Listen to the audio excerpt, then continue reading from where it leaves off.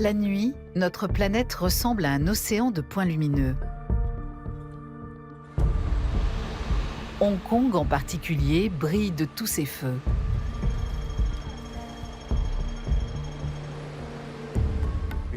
La luminosité mesurée ici est en moyenne 1000 fois supérieure à ce qu'elle devrait être avec un ciel nocturne à l'état naturel.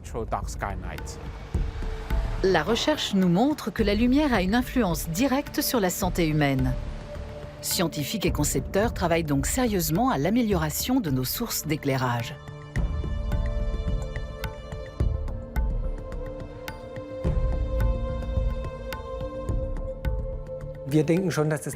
C'est la lumière naturelle qui nous convient le mieux. L'espèce humaine a eu des milliers d'années pour s'y adapter de façon optimale. Mais voilà, à mesure qu'ils gagnent du terrain, les éclairages artificiels transforment la nuit en jour. Imaginez qu'il devienne impossible d'ici quelques années d'admirer un ciel étoilé naturel où que ce soit en Europe. Ce serait une catastrophe. Aujourd'hui déjà, qui peut encore contempler la Voie lactée à l'œil nu?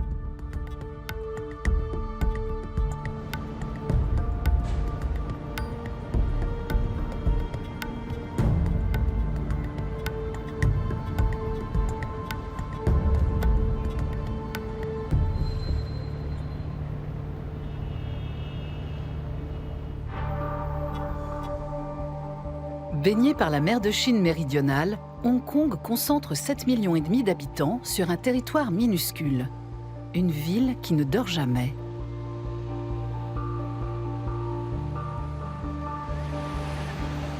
La nuit, dans les quartiers commerçants, il fait clair comme en plein jour. La lumière est un symbole de progrès et de prospérité.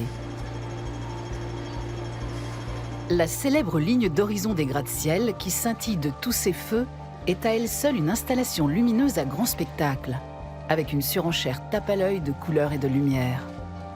Depuis 2010, l'astronome Jason Peun assure ici un suivi au moyen d'un appareil de mesure de la qualité du ciel.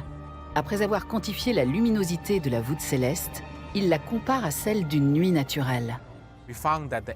La luminosité mesurée ici est en moyenne 1000 fois supérieure à ce qu'elle devrait être avec un ciel nocturne à l'état naturel. La plupart des éclairages servent à des fins commerciales ou décoratives et engendrent un gaspillage énorme. Beaucoup d'entre eux émettent tous azimuts sans aucune utilité, pour rien. On est dans une ville où l'énergie est dilapidée. Dans le quartier de Kowloon, l'éclairage est tout aussi omniprésent. Pas question de faire ses courses dans la pénombre. Écrans et panneaux publicitaires utilisant la technologie des diodes électroluminescentes, les LED, rivalisent pour capter l'attention des consommateurs. Leur luminosité est comparable à celle d'une journée modérément ensoleillée. Jason Peun mesure régulièrement l'éclairement de ses panneaux publicitaires au moyen d'un luxmètre. L'intensité est très forte. On est presque à 10 000 lux. Or, ces panneaux extrêmement lumineux sont partout à Hong Kong. Ils clignotent et leur couleur change. C'est perturbant. On a beau être au milieu de la nuit, il y a beaucoup de monde ici. Et les lumières sont très agressives. À Hong Kong, on ne trouve pas seulement des écrans publicitaires immenses. Certaines façades sont entièrement recouvertes d'écrans à LED. Jason Peun repère régulièrement de nouvelles sources lumineuses. Quand un commerçant s'implante ici, il commence souvent par mettre le paquet sur l'éclairage. Les boutiques voisines se sentent obligées de renchérir pour ne pas être en reste. Ça produit un effet boule de neige. Et c'est toute la rue qui finit par être éclairée comme en plein jour. Mais pourquoi les éclairages artificiels sont-ils dommageables, surtout la nuit? Après tout, sans la lumière du soleil, il n'y aurait pas de vie sur Terre. La lumière permet la croissance des plantes. Elle est le moteur de la photosynthèse, indispensable à la production d'oxygène. Sans elle, pas d'air respirable. C'est encore la lumière qui détermine notre rythme circadien, ce cycle biologique de 24 heures qui cadence nos vies. Quand il fait jour, nous sommes actifs, concentrés, productifs. Lorsque l'obscurité prend le dessus, notre horloge interne change de tempo. L'organisme est fatigué. Il a alors besoin de se reposer et de se régénérer. Mais que se passe-t-il quand il fait jour en permanence? À Berlin, un projet transdisciplinaire a vu le jour à l'initiative de plusieurs chercheurs, Verlust der Nacht, littéralement la disparition de la nuit. Les éclairages urbains à la pointe de la technologie rallongent les journées et rendent les nuits toujours plus claires. Le biologiste Franz Hölker étudie les conséquences de ce phénomène avec des médecins, des ingénieurs, des physiciens et des astronomes. Pendant des millions d'années, nous nous sommes habitués à l'alternance du jour et de la nuit. Toute la vie sur notre planète a suivi ce schéma. Nous voulons déterminer à partir de quel seuil les éclairages artificiels nocturnes se muent en nuisance. À partir de quand la lumière a des effets délétères sur nous, sur notre sommeil et notre santé, mais aussi sur certaines espèces animales présentes en milieu urbain, comme les insectes, les oiseaux ou les chauves-souris.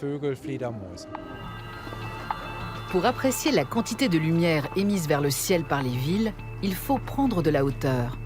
Le Canadien Christopher Kaiba, physicien, réalise depuis 5 ans des vues aériennes des lumières de Berlin.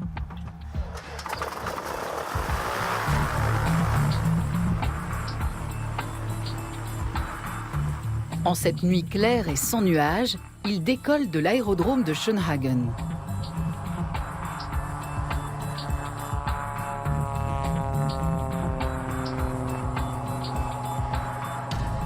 Un appareil spécialisé lui permet de photographier toutes les sources de lumière en vue d'évaluer leur intensité.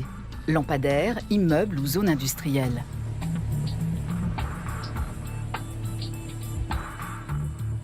Les luminaires qui n'éclairent rien au sol constituent une pollution lumineuse. Christopher Kaiba doit les recenser et mesurer leurs nuisances. À chaque sortie, il réalise jusqu'à 5000 clichés. 2 taches lumineuses ressortent particulièrement, l'aéroport de Berlin-Tegel et le quartier de l'Alexanderplatz, au cœur de la partie est de la capitale. Le physicien utilise un logiciel qu'il a lui-même mis au point pour cartographier les lumières de Berlin à partir de ses photos. Il peut ainsi localiser les sources lumineuses au mètre près et les évaluer.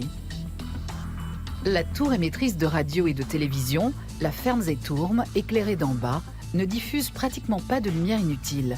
En revanche, l'hôtel voisin émet directement vers le ciel. Les éclairages nocturnes sont employés à mauvais escient. C'est tout le problème.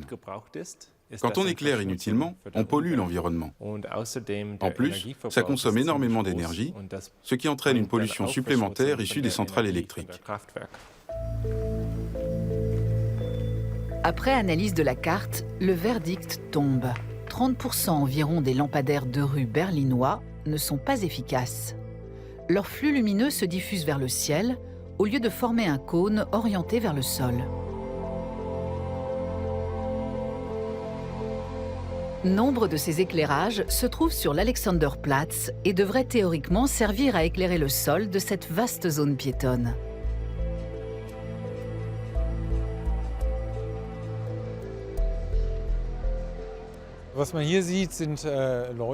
On voit que ces luminaires n'éclairent pas vers le bas, là où les passants en auraient besoin.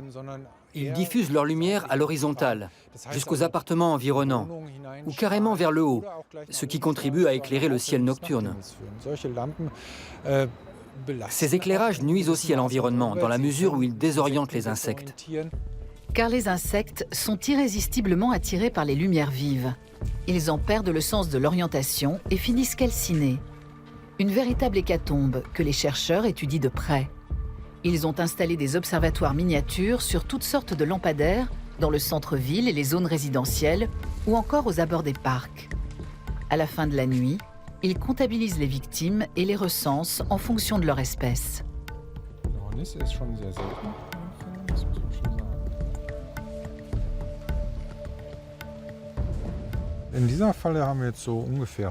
Nous avons environ 150 insectes dans ce récipient. Ça n'a l'air de rien, mais faisons le calcul. Il y a 8 millions de lampadaires en Allemagne. À multiplier par 150, ça veut dire que plus d'1 milliard d'insectes se retrouvent désorientés par les éclairages publics chaque nuit. Beaucoup y perdent la vie. Et certains prédateurs en profitent, comme les araignées. Ça dérègle la chaîne alimentaire. Ces lampadaires attirent les insectes des biotopes voisins de façon définitive, de sorte que les oiseaux, poissons et amphibiens insectivores finissent par manquer de nourriture. Et ce n'est pas tout. De nombreux papillons de nuit profitent normalement de l'obscurité pour polliniser les arbres fruitiers et forestiers afin d'assurer leur propre reproduction. Lorsqu'ils s'égarent dans la lumière artificielle, leur mission biologique tourne court.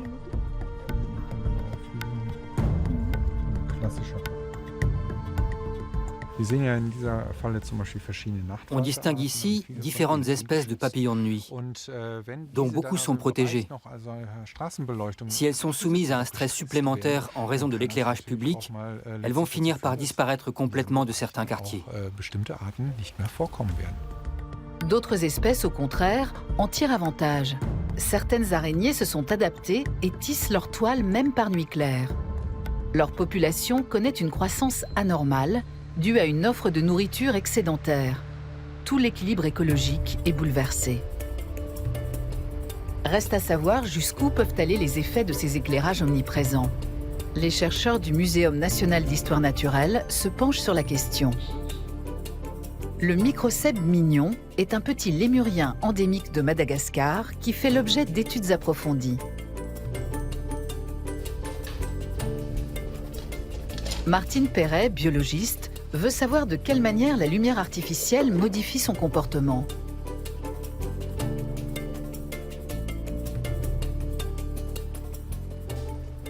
Le petit primate est nocturne et il est très sensible à la lumière. Donc c'est un modèle très valable pour étudier l'effet de la pollution lumineuse sur les petits mammifères nocturnes. Jusqu'à présent, l'étude de la pollution lumineuse, c'est surtout sur des populations. On compte le nombre d'individus, leurs déplacements, mais on ne connaît pas leur réponse physiologique individuelle. Voilà, c'est pour ça que le microcèbe est un bon modèle pour étudier les effets comportementaux et physiologiques de la pollution lumineuse. Pour les besoins de l'essai, 12 microcèbes mignons sont placés dans des boxes individuelles. Ils sont exposés à 2 diodes. La première simule un clair de lune de 0,3 lux. La seconde reproduit la luminosité et la température de couleur orangée d'un lampadaire français standard et éclaire à 50 lux.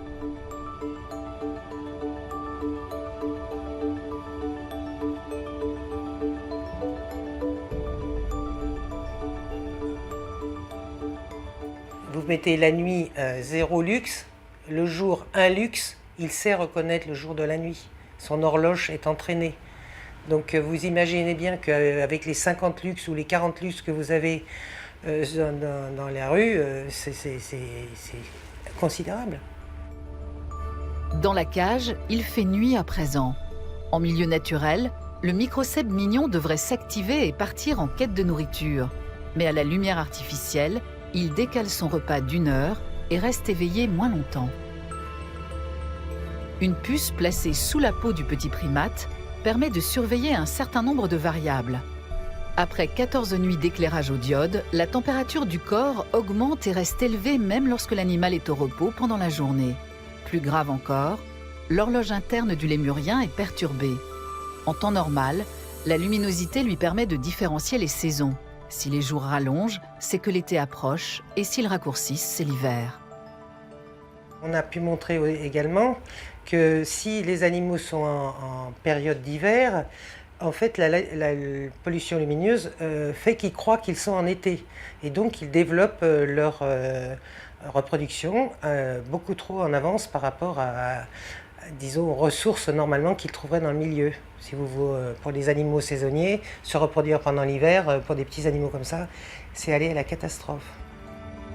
Dans de telles conditions, le primate ne trouverait pas suffisamment de nourriture pour ses petits en hiver.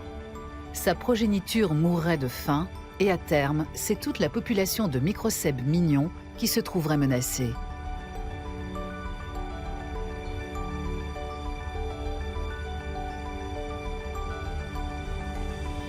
et chez l'homme. Quelle est l'incidence de l'éclairage artificiel sur notre organisme? Sur les 60 dernières années, la population de Hong Kong a plus que triplé. Longtemps, l'ancienne colonie anglaise a fait office de refuge pour contourner la politique de l'enfant unique de la Chine continentale ou simplement fuir le régime communiste. Hong Kong est aujourd'hui l'un des territoires les plus densément peuplés au monde.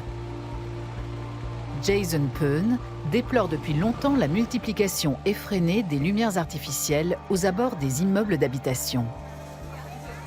Hong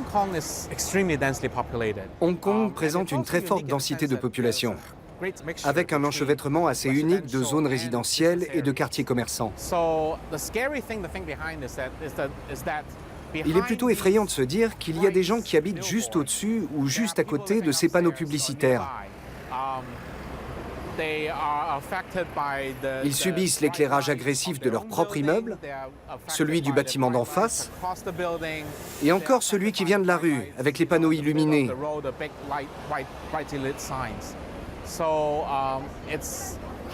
Il paraît totalement impensable de passer une nuit reposante dans un appartement ici. Causeway Bay est le quartier marchand de la métropole. Magasins et centres commerciaux y sont ouverts 7 jours sur 7 jusqu'à minuit. 10 mètres à peine séparent souvent les gigantesques panneaux LED des appartements.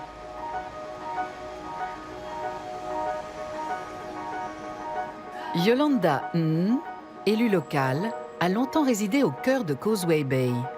Les nuisances lumineuses l'ont poussée à déménager.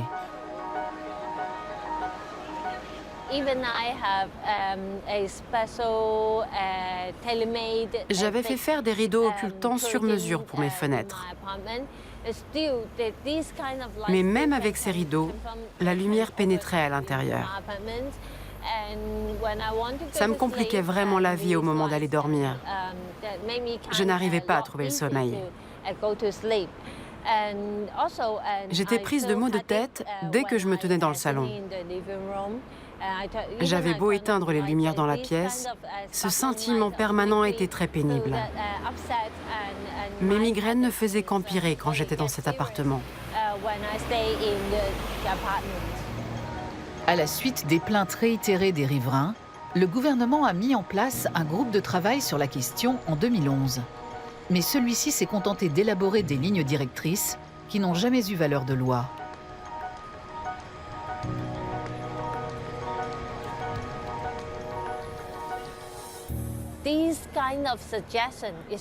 Ce sont de simples recommandations. Rien n'oblige les commerçants à les respecter. Ils peuvent tout à fait les ignorer. On voit bien d'ailleurs que la pollution lumineuse reste le fléau numéro 1 à Causeway Bay. Toutes les nuits, dans tous les logements.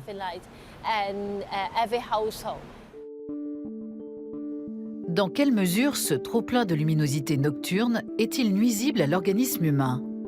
La science a tardé à s'intéresser à cette question. À l'hôpital Saint-Hedwig de Berlin, des scientifiques de différentes disciplines tentent d'y répondre.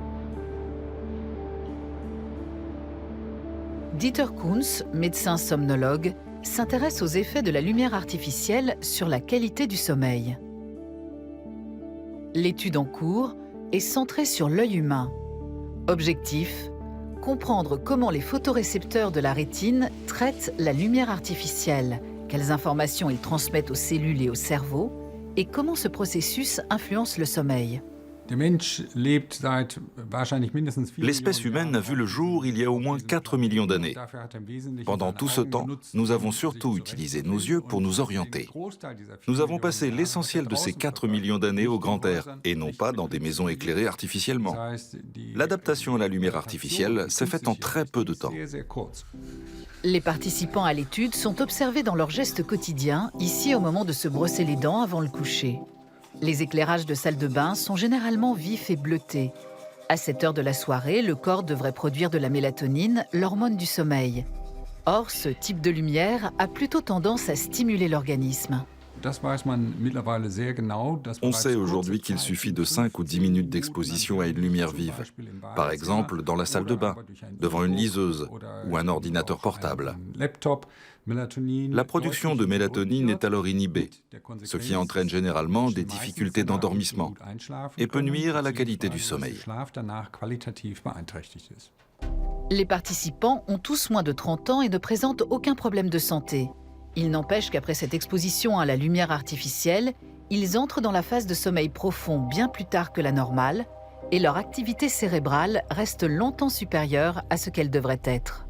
En outre, même après une demi-heure au lit, les participants n'ont pas encore produit assez de mélatonine pour réussir à s'endormir. L'un des facteurs décisifs du processus est la mélatonine, qui prévient l'organisme que la nuit tombe. En retour, cela a un effet sur le cerveau et permet à celui-ci de bénéficier d'un sommeil de qualité. Mais si on allume les lumières le soir, la production de mélatonine est perturbée, ce qui entraîne une dissociation. Le cerveau ne dort que parce qu'il est épuisé, et ce sommeil n'est pas de bonne qualité car il n'est pas accompagné par le reste du corps. Pour produire de la mélatonine, le sujet doit percevoir une nette différence entre clarté diurne et obscurité nocturne. Dieter Kunz veut à présent déterminer la quantité de lumière du jour absorbée en moyenne par les sujets de l'étude. Cette mesure est réalisée grâce à un capteur placé sur les lunettes.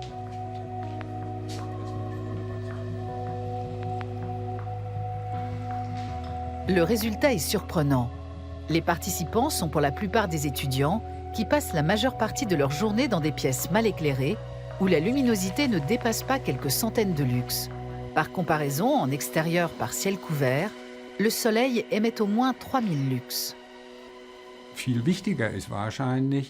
Le plus grave, c'est sans doute de ne pas être exposé à la bonne lumière au bon moment de la journée. Notre étude indique que nous sommes beaucoup à vivre dans une sorte d'obscurité biologique, et c'est sans doute un important facteur de maladie. La plupart des actifs passent quotidiennement plus de 8 heures dans un bureau, souvent dans la pénombre, loin de toute fenêtre. Entre le manque d'exposition à la lumière du jour et l'omniprésence des éclairages artificiels le soir, le cerveau est privé de ses repères, baigné dans un clair-obscur permanent. C'est l'horloge interne qui se trouve perturbée. Or, ce mécanisme est capital, comme l'indiquent les données recueillies dans l'étude. Plus le participant a emmagasiné de lumière naturelle dès le matin, plus son sommeil sera paisible et réparateur. Nos recherches nous renseignent au moins sur un élément essentiel. On sait maintenant que l'éclairage est particulièrement crucial pour nous entre le matin et la mi-journée. Pendant ces heures, il nous faut une lumière claire, un peu bleutée. Grâce à elle, on est non seulement mieux réveillé et plus productif pendant la matinée, mais encore alerte et en forme le soir. Les perturbations induites par un éclairage inadapté en soirée sont moins fortes quand on a été exposé à une lumière correctement dosée toute la journée. On dort mieux et l'effet bénéfique perdure même jusqu'au lendemain.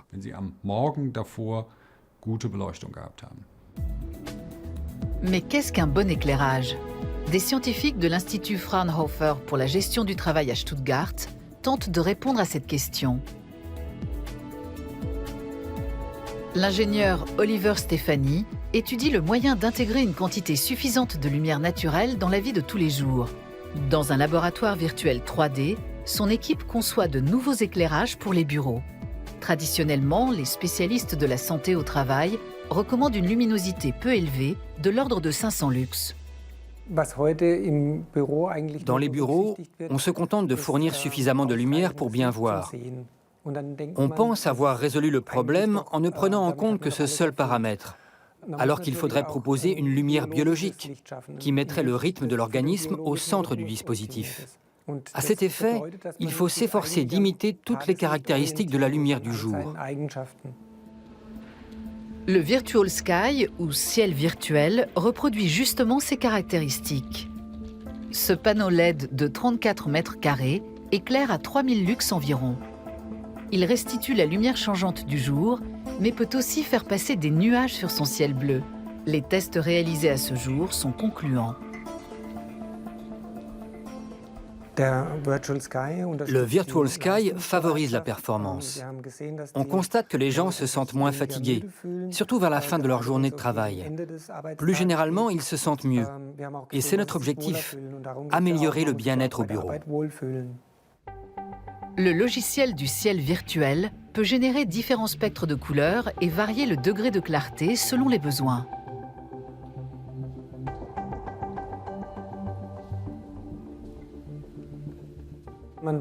On est plus créatif et plus enclin au travail en équipe dans une atmosphère un peu tamisée.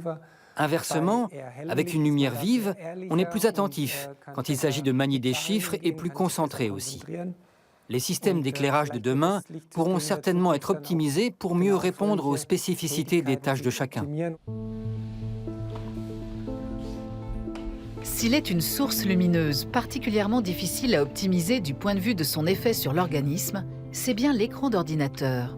Il émet généralement une lumière bleue qui stimule l'organisme et qu'il faut donc éviter à tout prix le soir.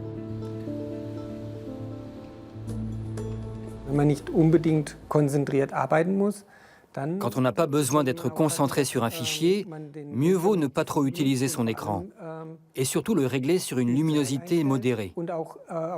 Il faut également faire attention à la température de couleur et réduire autant que possible la part de lumière bleue. Cette composante, qui est particulièrement élevée sur les écrans LED et OLED, peut retarder le sommeil d'1 heure le soir.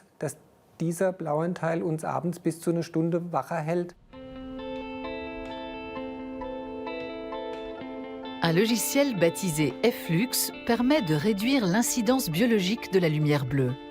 Le soir, il modifie automatiquement la couleur de température de l'écran.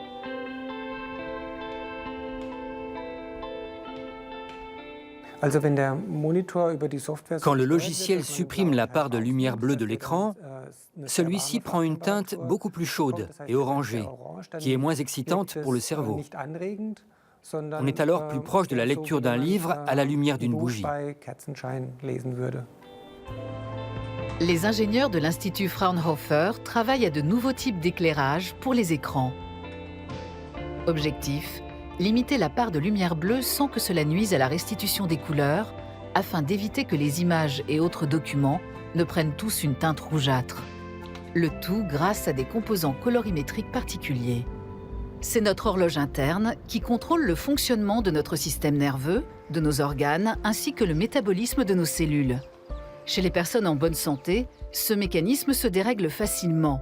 Chez les sujets atteints de pathologie, il est encore plus fragile. À l'hôpital de la Charité de Berlin, un projet unique au monde a vu le jour sur ce thème. Dans les chambres de cette unité de soins intensifs innovante, 15 000 diodes électroluminescentes reproduisent en temps réel le lever et le coucher du soleil, simulant ainsi l'alternance naturelle du jour et de la nuit. Le docteur Alaoui Lutz accompagne ce projet pilote.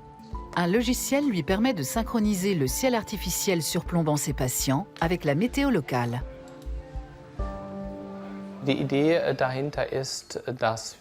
On reconstitue ce ciel artificiel afin d'aider les patients en soins intensifs à retrouver leur orientation temporelle.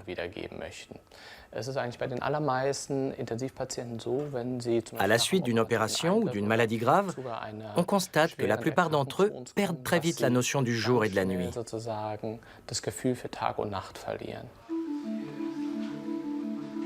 Si on pensait autrefois que le sommeil prolongé contribuait au bon rétablissement des patients, on sait aujourd'hui que certains processus de guérison essentiels ne s'activent qu'en état d'éveil.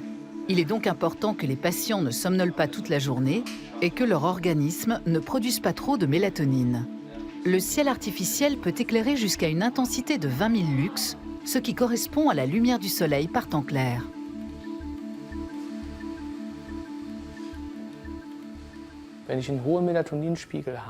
Avec un taux élevé de mélatonine, je suis fatigué. Je n'ai pas envie d'ouvrir les yeux ni de participer à des exercices de mobilité ou d'entraînement cognitif. À l'inverse, en dessous d'un certain seuil, quand la mélatonine devient à peine décelable dans le sang, je suis plus alerte et nettement plus coopératif. Cela a donc une incidence positive sur le processus de guérison. Et c'est toute la raison d'être de ce système d'éclairage. Au moyen d'une tablette, le malade peut également téléguider des points lumineux sur son ciel et les suivre du regard afin de stimuler son activité cérébrale et d'améliorer sa concentration. La moitié des patients en soins intensifs après une opération lourde présentent un syndrome confusionnel, c'est-à-dire des perturbations de la conscience et de l'attention. Les premiers résultats montrent un effet positif. L'agenda de sommeil de ces patients ressemble de plus en plus à celui d'une personne en bonne santé. Un plus pour leur bien-être et pour l'efficacité de leur traitement. On observe d'ores et déjà que les patients traités dans les nouvelles chambres équipées de ce plafond lumineux sont plus apaisés et qu'ils ont besoin de moins de médicaments contre la douleur.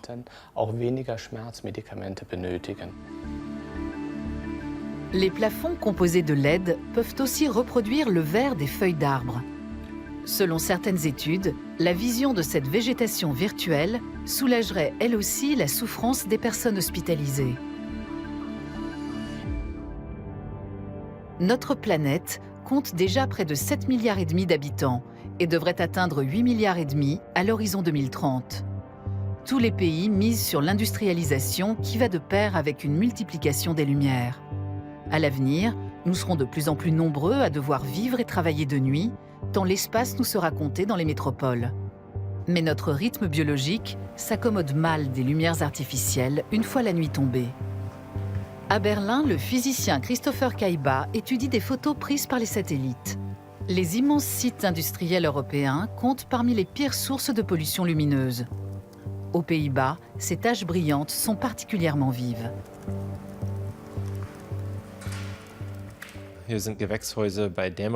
Cette photo nous montre des serres au crépuscule. On voit ici une énorme surface très claire qui émet vers le haut. Lorsqu'on se trouve au sol et qu'on regarde dans cette direction, on voit que le ciel est tout illuminé par temps couvert. Quand la lumière monte vers l'atmosphère au lieu de tomber sur les plantes, il y a une déperdition d'énergie. Il serait préférable que cette lumière ne se disperse pas dans l'environnement, mais reste concentrée là où elle est utile, en l'occurrence sur les plantes de la serre. Au vu de ce lien direct entre pollution lumineuse et gaspillage énergétique, les municipalités auraient tout intérêt à remplacer les éclairages au mercure et à vapeur de sodium par des lampadaires LED.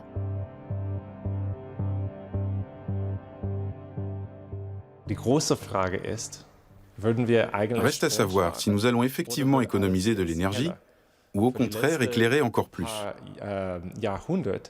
Au cours des siècles passés, chaque fois qu'on a découvert un éclairage plus efficace, on en a profité pour utiliser plus de lumière. Avec son million d'habitants, la ville de Cologne est une grande consommatrice de lumière. Mais il faut s'éloigner un peu de l'agglomération pour constater jusqu'où émettent ces éclairages.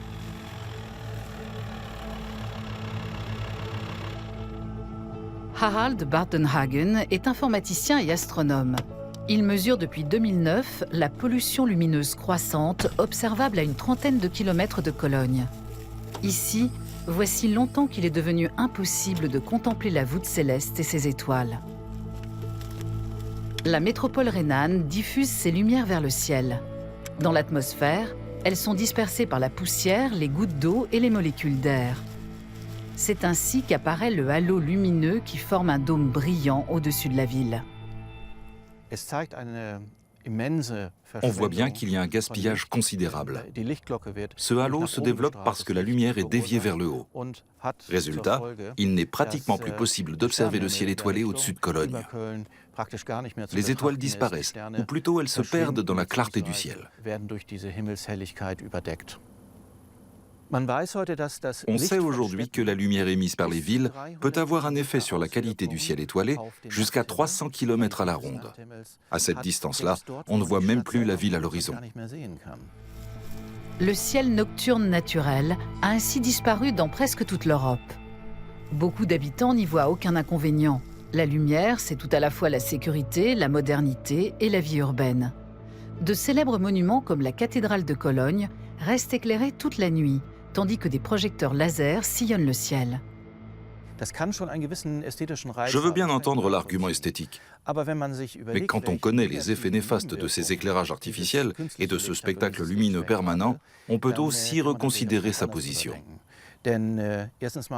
D'abord, c'est un immense gaspillage. Cela fait des dizaines d'années que nous nous demandons comment économiser de l'énergie. Nous subissons de plein fouet les conséquences de notre surconsommation énergétique, par exemple avec le réchauffement climatique qui est désormais inéluctable.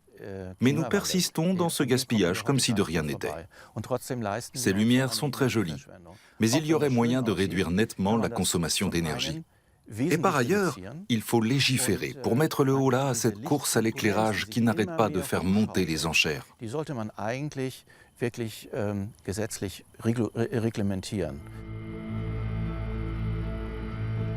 Ce type de loi n'existe pas encore en Allemagne. Les bâtiments publics éteignent généralement leur éclairage après minuit. Mais les sites industriels où les machines ne s'arrêtent jamais consomment de l'énergie en permanence et diffusent leur lumière toute la nuit vers le ciel.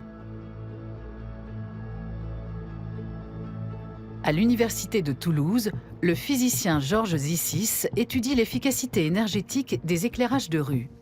Il analyse les couleurs composant leur lumière et détermine à quelle partie du spectre réagissent les insectes et autres animaux nocturnes.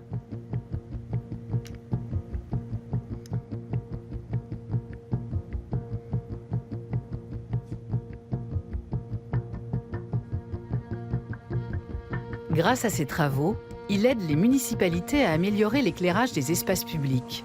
Dans son laboratoire, il mesure également le rayonnement des lampadaires de rue. Le résultat est alarmant.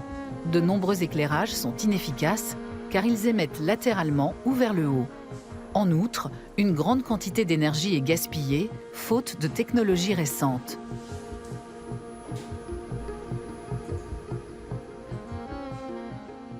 L'éclairage artificiel, pas seulement de nos villes, mais tout type d'éclairage pour nos maisons, pour les villes, pour les bâtiments, ça représente aujourd'hui, ça consomme plutôt, 1/5 de l'énergie électrique que l'humanité produit chaque année. Cette quantité-là correspond à peu près à 3 000 milliards de fers à repasser qui fonctionnent pendant 1 heure sur notre planète. C'est astronomique. Avec des luminaires mieux employés, les villes françaises pourraient réaliser d'importantes économies d'énergie. Mais pour cela, il faudrait investir dans la technologie LED, qui reste beaucoup plus coûteuse que les lampes traditionnelles. Ici en France, on a 9 millions de lampes qui éclairent nos villes. Si on arrivait à faire quelques pourcents d'économie d'énergie sur l'éclairage de nos villes et aussi de nos maisons, ça représenterait facilement 1 ou 2 centrales nucléaires de moins. Les premières conclusions du projet berlinois Furlust der Nacht montrent que des économies seraient possibles à très court terme, à condition que les municipalités et les commerces acceptent de modifier leurs habitudes. Les prises de vue en accéléré des chercheurs montrent que l'éclairage public n'est pas adapté aux besoins réels. Il est indispensable de mener une réflexion sur les heures et les lieux concernés par l'éclairage. Tard dans la nuit, quand les commerces sont fermés, on peut se passer de panneaux publicitaires ou de vitrines éclairées. On peut aussi éteindre l'éclairage public, ou au moins en baisser l'intensité dans les quartiers où il ne sert à rien parce qu'il n'y a plus personne dans les rues. Ça permettrait non seulement de faire des économies d'énergie, mais aussi de préserver la nuit naturelle et les espèces nocturnes. Et nous, les humains, nous serions mieux préparés au sommeil, car notre cerveau percevrait mieux la différence entre le jour et la nuit. Les organismes aquatiques présentent eux aussi une sensibilité variable à la lumière artificielle. Les cours d'eau sont de vastes biotopes. De la source à l'embouchure, ils parcourent des centaines de kilomètres entre paysages à l'état naturel et métropoles brillant de mille feux. Franz Solker étudie les effets de l'éclairage parfois très intense des rives des cours d'eau sur les poissons. Plusieurs nuits d'affilée, il expose ses perches communes à une lumière d'un lux. Cela peut sembler faible, mais c'est déjà 3 fois la clarté de la pleine lune. Et ce changement a des répercussions sur le taux d'hormones des poissons.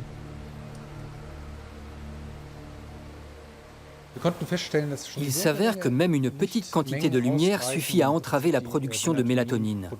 L'hormone du sommeil, qui informe toutes les cellules du corps de l'arrivée de la nuit et de la nécessité de se reposer, n'est plus produite en quantité suffisante. De plus, les poissons ne perçoivent plus correctement la succession du jour et de la nuit.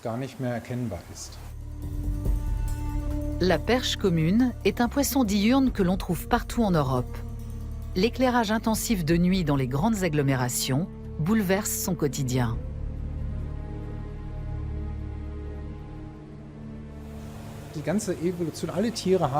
Au fil de l'évolution, les animaux se sont accoutumés à l'alternance jour-nuit.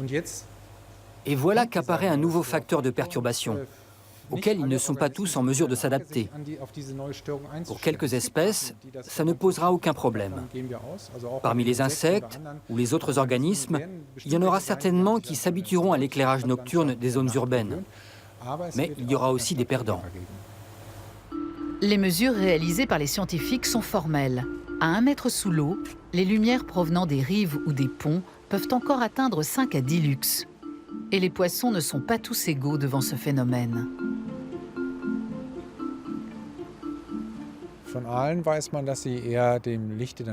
Les anguilles ont plutôt tendance à fuir la lumière la nuit.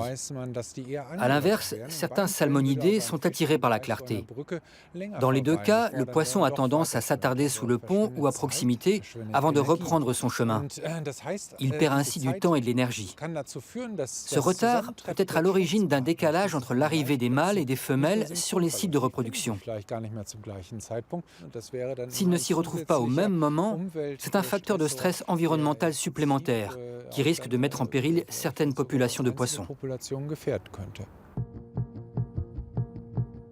Ingénieurs, biologistes, médecins et concepteurs d'éclairage du monde entier s'efforcent de réduire les effets délétères de ce flot de lumière nocturne sur les animaux et sur l'homme. À Toulouse, où il élabore de nouveaux types d'éclairage public, Georges Zissis mise sur la révolution des LED.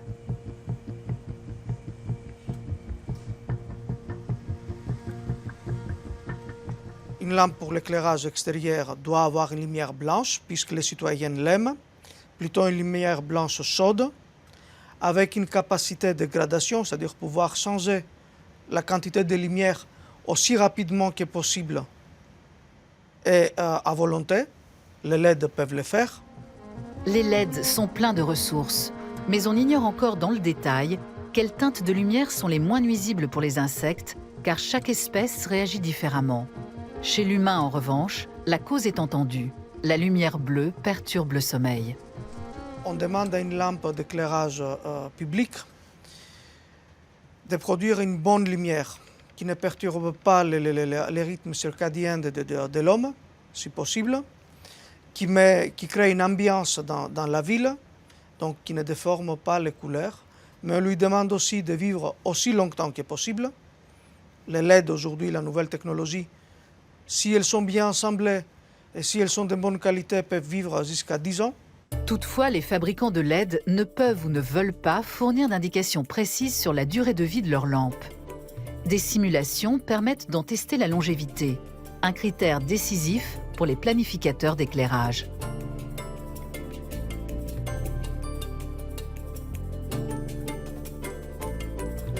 Mais le choix des corps éclairants n'est plus le seul paramètre à prendre en compte aujourd'hui. C'est ce que montre un projet pilote mené à Siegburg, non loin de Cologne. La municipalité a remplacé plus de 2000 lampadaires de rue obsolètes par des lampes LED économes en énergie. Elle pourrait ainsi diviser par 2 ses frais d'électricité et ses émissions de CO2. Et ce n'est pas tout. L'éclairage public de cette ville de 40 000 habitants est désormais piloté grâce à un logiciel spécialisé. Les heures d'allumage et d'extinction, l'intensité de la lumière ou les opérations de maintenance font l'objet d'une gestion intelligente à distance. La lumière n'est donc allumée que lorsqu'elle est vraiment indispensable. En fonction de la saison et de l'heure de coucher du soleil, l'intensité de chaque luminaire peut être modulée pour s'adapter aux besoins. Et les spécialistes de l'éclairage voient encore plus loin. L'éclairage intelligent, c'est-à-dire l'éclairage qui va être utilisé le moment où on en a besoin et comme il nous faut. On peut imaginer un système d'éclairage qui est équipé de détecteurs intelligents qui sont capables de détecter une personne, un chat, éclairer la personne et pas les chats, détecter un automobiliste qui vient avec une certaine vitesse dans une certaine direction et lui éclairer la rue devant lui, ou quelqu'un qui est sur un vélo, que lui il se déplace avec une vitesse inférieure, lui allumer une ou deux lampes devant lui et éteindre derrière lui. Les systèmes d'éclairage intelligents peuvent amener une réduction considérable de la consommation d'énergie dans le monde entier. Encore faut-il accepter de changer notre mode de vie.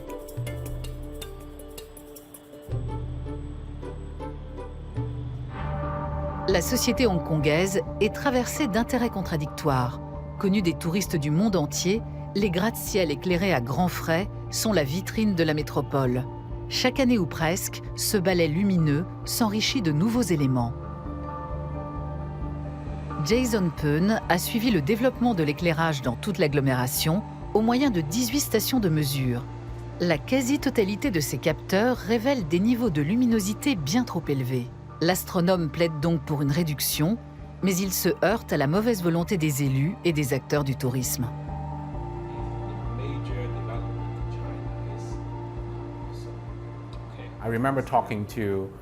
Quand j'expliquais mes travaux, les gens avaient l'air de tomber des nues en apprenant que l'éclairage était un problème. Hong Kong est une ville prospère. La perle de l'Orient se doit de briller dans la nuit. C'est tout ce qui les préoccupait. Même les journalistes me disaient sans complexe « Mais vous n'avez pas peur que vos propositions n'appauvrissent la ville ? Si on éteint toutes les lumières, les touristes ne viendront plus. »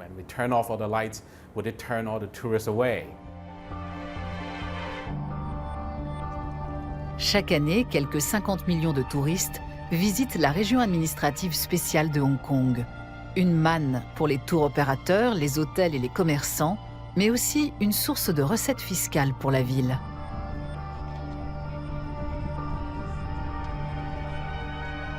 À force de militer pour une utilisation plus rationnelle de l'éclairage, Jason Peun et son équipe ont obtenu quelques résultats modestes. Les lampadaires jalonnant cette promenade le long de l'eau ont été changés et ne diffusent plus vers le ciel. Ils ont ainsi cessé d'alimenter le halo lumineux. Mais c'est une goutte d'eau dans un océan aveuglant. Tous les soirs vers 20h, la Symphonie des Lumières embrase la baie Victoria de Hong Kong. Ce spectacle associe rayons laser, projecteurs et murs de LED qui illuminent une cinquantaine d'immeubles.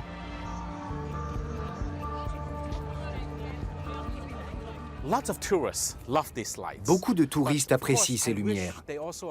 Mais moi, j'aimerais qu'ils s'intéressent un peu aux gens qui vivent à proximité, juste à côté des feux de la rampe. Je suis certain que s'ils étaient mieux informés sur la situation, ils accepteraient bien volontiers qu'on renonce à quelques panneaux publicitaires pour revenir à un niveau d'éclairage plus raisonnable. De nos jours, les habitants des pays industrialisés n'ont pratiquement plus accès au ciel étoilé, noyé dans un trop-plein de lumière.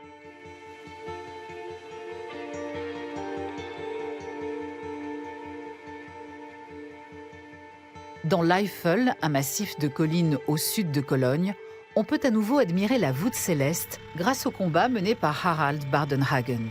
Son Parc aux étoiles, une institution publique, a reçu le label Parc international de ciel étoilé, décerné par la Dark Sky Association.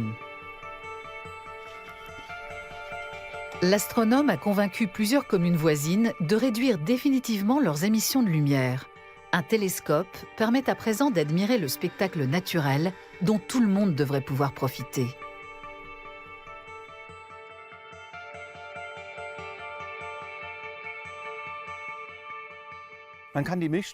Ici, on peut observer la Voie lactée, cette bande blanchâtre dans le ciel nocturne. Elle est composée de 200 milliards d'étoiles, dont notre Soleil. C'est donc notre patrie cosmique. Une enquête menée en 2002 a montré que 33% des Allemands n'avaient jamais eu l'occasion de contempler la Voie lactée. La proportion s'élevait à 44% chez les moins de 30 ans. Une motivation supplémentaire pour Harald Bardenhagen. Le ciel étoilé accompagne l'humanité depuis la nuit des temps. Il a suscité la curiosité, stimulé la science et conduit à d'importantes avancées culturelles. L'observation des astres a permis l'invention du calendrier et la navigation en mer. Et aujourd'hui encore, la recherche fondamentale en astronomie joue un rôle capital. J'aimerais qu'il soit possible d'admirer un ciel naturel plein d'étoiles ailleurs que dans notre parc. À l'avenir, il faudrait que les villes adoptent une planification intelligente de l'éclairage et une meilleure utilisation des luminaires la nuit, afin que les citadins aient eux aussi la chance de voir les étoiles.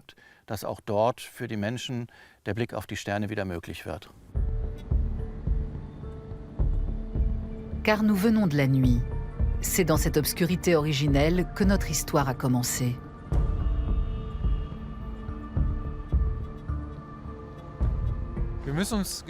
Il faut choisir soigneusement les endroits où nous installons des luminaires, réfléchir aux heures et aux durées d'éclairage, ainsi qu'à la composition colorimétrique de la lumière.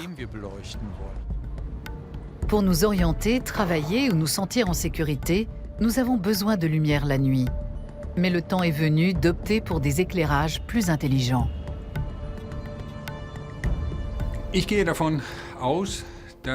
Je crois que nous sommes à la veille d'une révolution lumineuse. Elle va améliorer notre quotidien et par là même le rendre plus sain. Nous aurons ainsi contribué à une meilleure santé de l'humanité. Il n'est bien sûr nullement question de plonger toutes les villes dans une obscurité totale, simplement de mettre fin à la pollution lumineuse.